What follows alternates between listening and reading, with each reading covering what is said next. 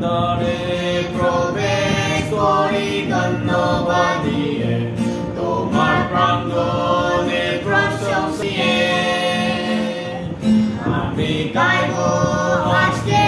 সদা প্রভুর কৃত দিন আমায় আজ তিনি খুশি করেছে খুশি করেছেন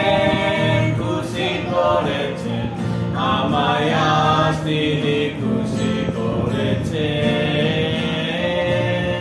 খুশি করেছেন খুশি করেছেন আমায় আজ তিনি খুশি করেছেন